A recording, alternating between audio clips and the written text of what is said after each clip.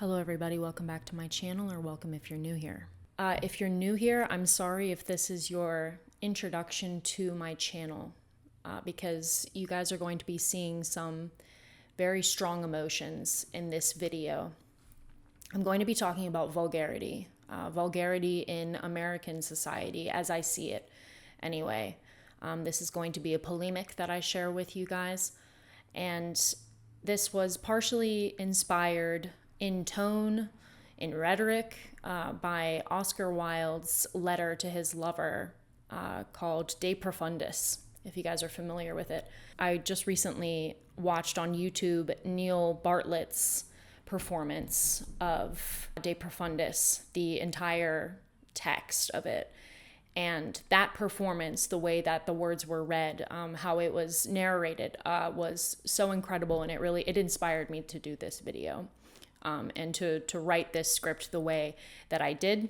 I also, in honor of Oscar Wilde and his love for beauty and his hatred for vulgarity, I hope you guys, enjoy this video.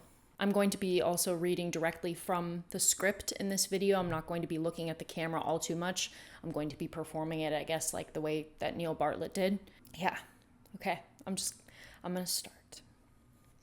One of the most explicit enemies of beauty is vulgarity. The truly sublime audacity and swiftness with which people of American society integrate the most foul forms of human experience into daily life can be characterized as none other than supremely appalling.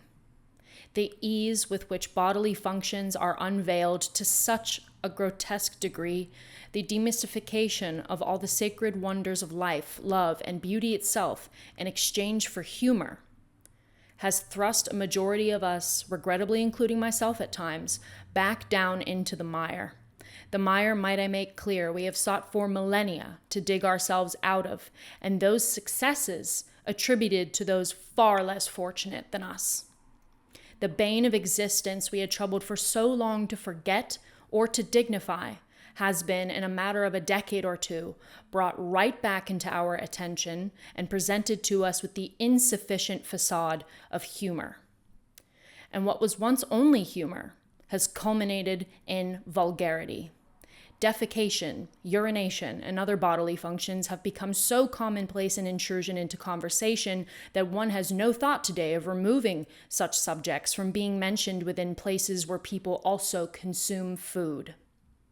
The blind audacity with which a man or a woman may look me in the eye while uttering the most repugnant phrases, or simulating through gesture what those phrases involve, makes me retract in revulsion. It seems that humor endows one with the absolute privilege to violate another's space with their indecency. For a society who proposes themselves to be so empathetic, I sure as hell have had my peace constantly infringed upon by the most unnecessary of barbaric acts. And in such moments, the very thing that I'm asking them to do is to say nothing, for them to control their insatiable addiction for brutishness, to restrain themselves from beating the dead horse. And it is not even that such a thing could be done, but that today it seems highbrow and preposterous for me to react with that revulsion, and that to protest against it is unfounded and self-serious. There is an almost bestiality with which we discuss sex. We multiply and degrade our partners in exchange for true trust and connection with one another.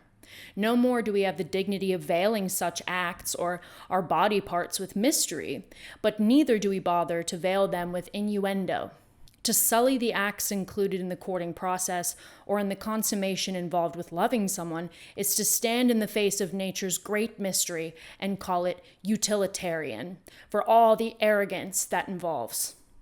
Humor in the face of tragedy and pain is one exception, but to stand with the same humor in front of things made sacred by all cultures in history is absolute cowardice. As if one couldn't bear the sight of something pure and good and beautiful, as if it should be made to feel inadequate for its beauty, for its naive idealism, or for its innocence. In persistent humor, there is always an aura of entitlement, The cynic is never wrong and can never be caught in the emotions which make him a fool, standing deserted and embarrassed. The cynic's humor is his cloistral sheath. To slur a beautiful thing is to make it seem small and equal to the height of the observer who cowers abashed. And from then on, no thing may reach a height of any kind except to be lifted up so that it may be mocked. This is not to say that humor has no place in our lives. That couldn't be further from the truth. But for American society to have lost the ability to find a proper time and place for humor has ended in the very thing I seek to expose: widespread vulgarity. To defame beautiful things, such as our religions, our own bodies, our sacraments, art, rituals of love, decorum, with regularity, or worse, for it to dominate conversation, is an absolute disservice to oneself and society. To have lost the ability or respect for things made sacred by silence, secrecy, and discretion is to directly evade one's own personal form of idealism and therefore to deny oneself of a better world. Vulgarity is not a virtue of truth. It is the antithesis of virtue itself. It is the raw form we started as before we understood that some things shouldn't be done or some things shouldn't be said. Let me make something clear. Vulgarity is not a form of sincerity, and it does not afford one a personality either. But vulgarity goes beyond the degradations to which I have just explained. There is indeed a vulgarity of exposure, which has to do with one's private life and their inadequacies. I too am at times appalled at the ease and detail with which people delineate their very personal lives and expose the things of themselves to which they attribute shame. What sort of backwards pageantry is it for people today to consider every act, thought, or weakness should be brought to the public's attention? Vulgarity has so permeated our society that entire professions have been erected in the name of attributing monetary value to one's own private life. Though that is nothing new, considering celebrity culture, but with the rise of tolerant algorithms, any average Joe has the ability to ascribe value to things which he might be able to acquire one moment of fame for. With the current pace of things, not even 15 minutes of fame. So then the worst part of his nature invites him to degrade himself for this fame through humiliation, a backwards pride perpetuated by social media. Those who perform this strange theater eventually nullify, by making equal, the voices of those who truly deserve our concern. Those who are so vulgar as to put their weaknesses on display in this particular way have always been conspicuous to me. Clearly, such characters have never been recluse from fear of a diagnosis. Performative or not, our society believes in demystification of maladies in order to gain understanding. But I fear that this overexposure through humor or vulgarity, a sincere attempt or not, has only given society at large a comedy to fixate on. And our real issues remain untouched. Tolerance of vulgarity in society allows any person to expose themselves without a modicum of scrutiny, and therefore to avoid a critical moment of self-reflection, a genuine confrontation with one's problems. I know propriety can be a bore, and beauty in abundance is cloying. But for heaven's sake, maybe we ought to keep some things to ourselves in hopes that they may not be defiled by others. Telling others of your business, a filthy business or a grievous one, who has not earned the privilege of counsel, is a sacrilege to oneself. It is poor spiritual hygiene, as a new saying goes.